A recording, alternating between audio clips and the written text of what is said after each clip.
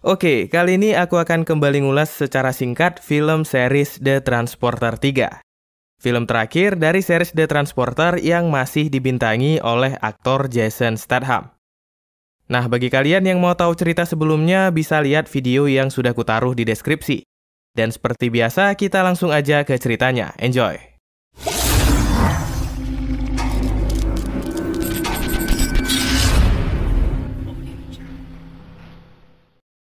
Di film ketiga ini diceritakan Frank kembali ke Prancis dan hidup damai bersama dengan teman polisinya, yaitu Tarconi.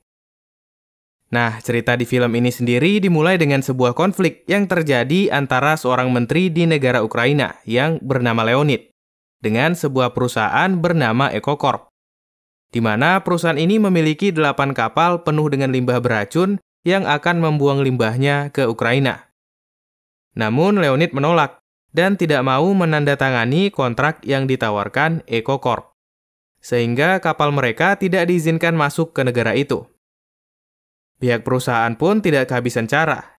Mereka menyewa seorang laki-laki bernama Johnson, seorang tentara bayaran yang menculik anak dari Leonid, untuk memaksanya agar menandatangani kontrak mereka. What's this? My name is not important. I've been put in charge of the negotiations you are engaged in with EcoCorp, issuance of their license to do business in the Ukraine. Cerita pun berlanjut di mana Frank mendapatkan tawaran pekerjaan dari anak buah Johnson untuk mengantarkan anak perempuan dari si menteri yang bernama Valentine. Tapi Frank menolak dan memberikan pekerjaan ini kepada temannya Malcolm, yang juga sesama transporter. Dan dari sinilah kesialan datang. Rupanya ayah Valentine tidak tinggal diam anaknya diculik.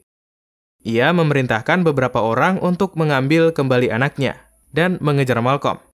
Sehingga Malcolm terpaksa harus kabur ke rumah Frank.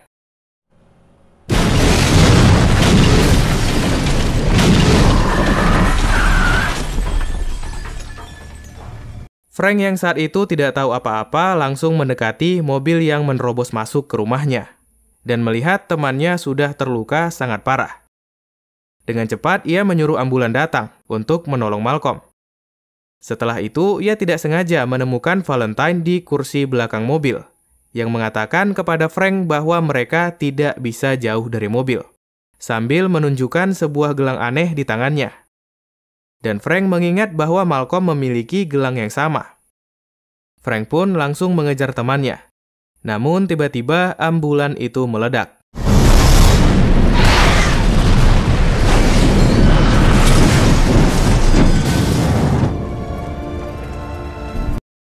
Selanjutnya Frank kembali lagi ke perempuan misterius ini. Tapi ada seseorang yang memukul Frank dan membuatnya pingsan. Singkat cerita, Frank bangun di sebuah ruangan dengan gelang aneh di tangannya. Tak lama ia didatangi oleh Johnson yang memaksanya untuk melanjutkan tugas pengantaran barang yang gagal diantar oleh temannya Malcolm. Setelah mengiyakan permintaan Johnson, Frank diperkenalkan dengan seorang perempuan yang tak lain adalah Valentine. Johnson kemudian menjelaskan tentang gelang yang dipakainya. Ternyata gelang itu adalah gelang peledak yang membuat mereka tidak bisa jauh dari mobil. Karena gelang itu akan meledak apabila mereka pergi lebih dari 100 meter. Hal ini sengaja dilakukan Johnson agar Frank dan Valentine tidak bisa kabur. Mendengar hal ini, Frank hanya memasang muka garangnya dan langsung pergi meninggalkan Johnson. Frank pun seperti biasa memacu mobilnya mengikuti GPS yang diberikan oleh Johnson, sembari menggerutu di dalam mobil tentang nasib sialnya. Nah, sepanjang perjalanan, Frank bertanya-tanya kepada Valentine tentang apa yang sebenarnya terjadi, siapa dirinya, dan apa tujuan dari Johnson. Tapi Valentine hanya diam saja. Karena tidak punya informasi penting, Frank memutuskan untuk keluar jalur yang sudah ditentukan dan pergi ke bengkel milik temannya yang bernama Otto. Di sini, Frank meminta tolong kepada Otto untuk memeriksa gelang yang ia pakai. Tapi tak lama Frank didatangi oleh anak buah Johnson yang memerintahkan Frank untuk kembali ke pekerjaannya. Namun Frank langsung menolak, dan keroyokan pun terjadi. Di perkelahian ini, Frank terus berusaha agar mereka tidak mengganggu Otto yang sedang memeriksa mobilnya. dan ia dapat mengalahkan mereka semua.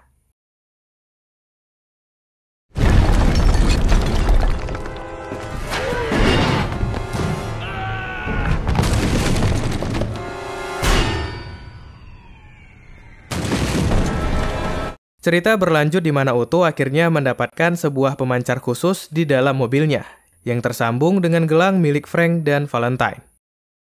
Sayangnya pemancar itu tidak bisa dilepaskan, karena terpasang dengan beberapa kabel yang akan meledakkan mobilnya apabila dilepas. Kecewa karena tidak memiliki petunjuk sama sekali, Frank akhirnya menelpon temannya Tarconi untuk meminta bantuannya. Dengan menggunakan peralatannya, Tarconi melacak lokasi Johnson saat ia sedang menelpon Frank. Dan sembari menunggu hasil penyelidikan dari Tarconi, Frank kembali melanjutkan perjalanannya. Naasnya saat mengisi bensin, Valentine berulah. Dan mereka tidak sengaja berpapasan dengan anak buah Leonid yang sedang mencari Valentine. Orang-orang ini pun langsung mengejar Frank. Dengan kecepatan tinggi, Frank terus memacu mobilnya. Bahkan sampai kabur dengan cara yang sangat ekstrim.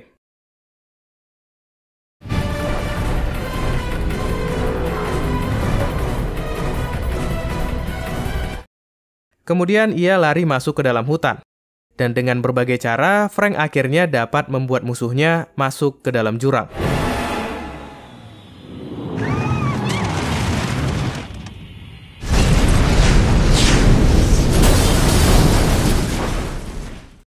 Oke, kembali ke cerita antara Frank dan Valentine. Karena semua yang sudah terjadi, Frank dan Valentine menjadi semakin dekat satu sama lain. Dan di sini Valentine mengatakan siapa dirinya yang sebenarnya, yang ternyata adalah anak dari salah satu menteri di Ukraina. Mengetahui hal ini, Frank langsung menelpon Tarconi.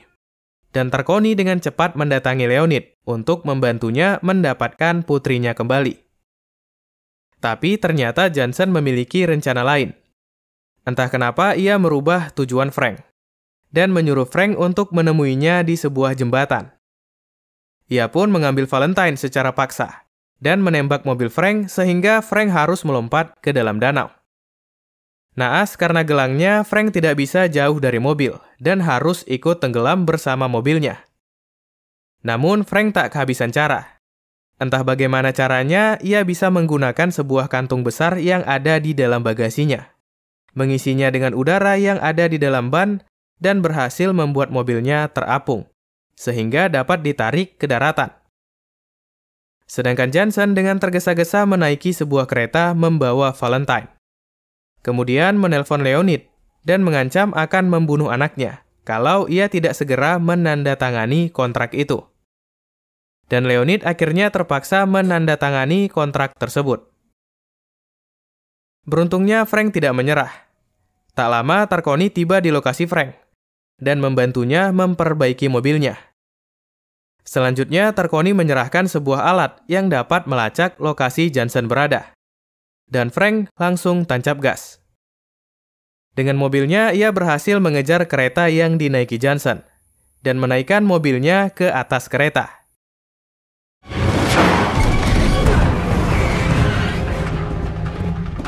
Kemudian menghajar semua anak buah Johnson yang ada. Sialnya ketika akan menghajar Johnson, Frank terlalu jauh dari mobil, sehingga gelangnya akan meledak. Frank pun terpaksa menunda niatnya dan kembali ke mobil yang ada di gerbong belakang. Johnson pun tak tinggal diam. Dengan cepat, Johnson melepas gerbong kereta agar Frank tidak bisa mengejarnya. Tapi Frank berhasil memasukkan mobilnya ke dalam gerbong tempat Johnson berada. Dan pertarungan final terjadi.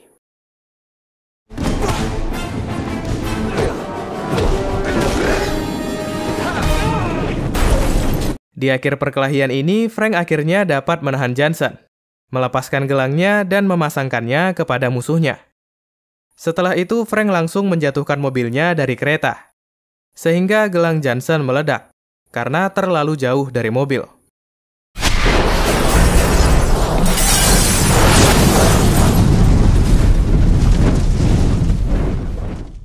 Nah, singkat cerita, ketika sudah menandatangani kontraknya, Leonid mendapatkan telepon dari Tarconi. yang mengatakan anaknya sudah berhasil selamat. Dan Leonid dengan cepat merobek kontrak yang baru saja ditandatanganinya. Kemudian, kapal yang membawa limbah beracun milik perusahaan EcoCorp didatangi oleh polisi. Film ini pun diakhiri dengan adegan di mana Tarconi, Frank beserta Valentine bersantai sembari memancing di laut, dan film pun berakhir. Oke, waktunya sedikit review. Film ini bisa dibilang film yang ceritanya cukup kompleks ya untuk diceritakan.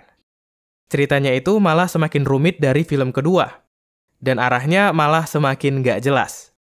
Di film ini tidak ada kejelasan sebenarnya Frank itu mau mengantar Valentine kemana. Jadi tujuannya itu selalu berubah. Yang minta antar si Johnson, malah kembali lagi mengantar ke Johnson. Ditambah lagi adegan aksinya itu kembali ke film pertamanya, yang adegan berkelahinya seperti dipotong-potong dengan kecepatan tinggi. Jadi sekitar 1 atau 2 detik kameranya sudah menyorot dari angle yang berbeda. Kelihatan seru memang, namun bikin pusing ya. Padahal di film kedua adegan actionnya gerakannya lebih halus dan terlihat cukup nyata. Ya, kesimpulannya memang film pertamanya menurut aku paling bagus dari 3 series film Transporter yang dibintangi oleh aktor Jason Statham. Film pertama itu ceritanya sederhana, tapi menegangkan. Oke, sekian dulu dari aku di video kali ini dan sampai jumpa di video berikutnya.